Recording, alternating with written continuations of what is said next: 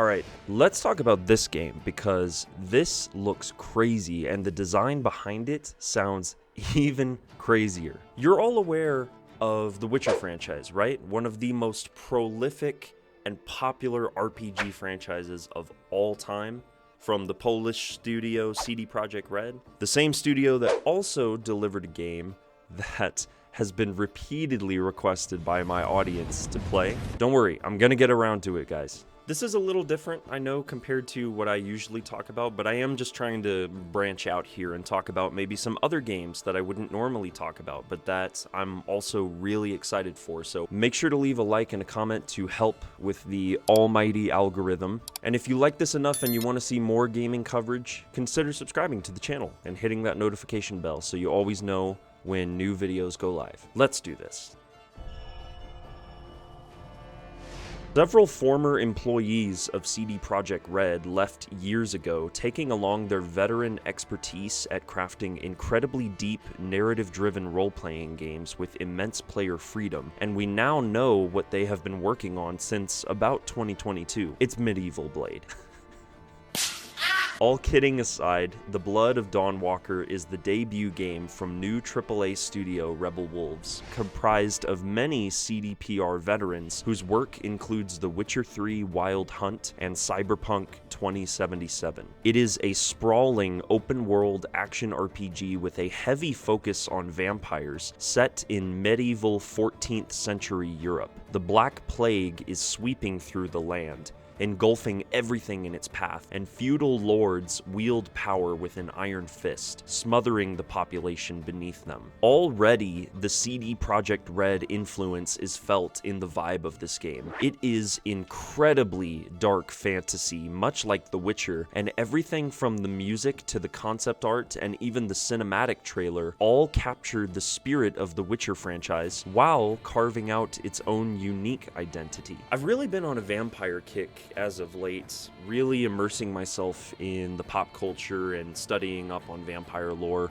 Unrelated, but I actually saw Nosferatu on Christmas Day last year, and let me tell you, that's cinema. Vampires seem to be back in vogue now for whatever reason. We're seeing a resurgence of vampiric-themed media with games like Redfall, the upcoming Blade, and now Dawnwalker. Rebel Wolves are making some really interesting design decisions with the Blood of Dawnwalker that have made me very excited. Your player character, a man by the name of Cohen, starts out human but is turned into a Dawnwalker, a being with vampiric abilities that can traverse between the day and the night freely, unlike true vampires. I'm not gonna let the Medieval Blade comparison die because, come on, a medieval vampire hunter style after Geralt of Rivia, that sounds badass. Cohen, based on the very brief snippet of pre-alpha gameplay footage, looks to be a Witcher in all but name, utilizing swords as well as vampiric powers to fight his enemies. Dawnwalker features a fully developed day and night cycle where Cohen uses swords and sorcery during the day, but the minute the sun goes down, the blood hunt is on, and Cohen can tap into his innate arsenal of vampiric abilities. This does, however, come with a thirst for blood, so you will have to, crucially, decide whether you will feed on the innocent or the wicked and deal with the consequences thereafter. Interestingly, if Cohen goes long enough without feeding on human blood, he could be in mid-conversation with an important NPC and simply snap, biting into them and thereby blocking off an entire section of the game. The ways that the vampire gameplay systems function in Dawnwalker are going to provide a ton of different options to the player, both in terms of moment-to-moment gameplay as well as the story. Speaking of which, combat is not the most important aspect of this game. No, that honor falls to the way Rebel Wolves are building out the narrative and the universe, because yes, the studio, and Bandai Namco, the publisher, want this game to be the beginning of an all-new franchise. The way the dev team are approaching the storytelling in Dawnwalker, though, is what has me very intrigued. The story of Dawnwalker is being described described by the team as a narrative sandbox where all side content will feed back into the main quest, and the narrative itself is highly reactive to the decisions you make, both big and small. Rebel Wolves appear to be, by the sound of it, taking heavy inspiration from experiences like Baldur's Gate 3, where even the smallest and seemingly inconsequential choice can cascade into many different story branches you can choose to either follow or neglect entirely. It's hard for me to explain here because even I don't know the full extent of how deep this choice and consequence rabbit hole goes, but the way the developers have been describing this already has me exuberantly thinking about the possibilities. The other important aspect of Dawnwalker's design is the idea of time as a resource. The main narrative of the game takes place over 30 days and 30 nights, meaning Cohen is racing against the clock to save his loved ones from the vampire menace. What this means for the player is that you will have to be methodical about who you interact with, what quests you decide to take part in, where you want to explore, and so forth. It's a design system that is going to really challenge you to find inventive ways to solve problems, whether it's a gameplay or story obstacle. That being said, time can also be used creatively since it is considered a player resource. This translates into the game by allowing players to explore and immerse themselves in the world at their leisure, but once you complete side quests or main quest objectives, only then does time advance between day and night. Through this system, the developers have actually given the player a great degree of freedom in how they want to go about playing the game, meaning that no two playthroughs of Dawnwalker will be identical. Artificial time limits in games have, in my experience, just really been more of a nuisance than anything else, but it sounds like the way Rebel Wolves are tackling this in Dawnwalker is going to be through a very unique and iterative design lens. Now, if you've been following my channel long enough, then the idea of time as a resource is not new to you, since there's another game that I've heavily covered that made this a central mechanic.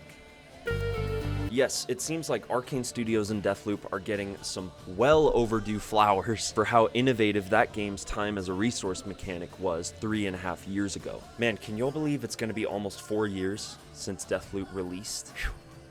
Time flies, man. Or maybe it just repeats.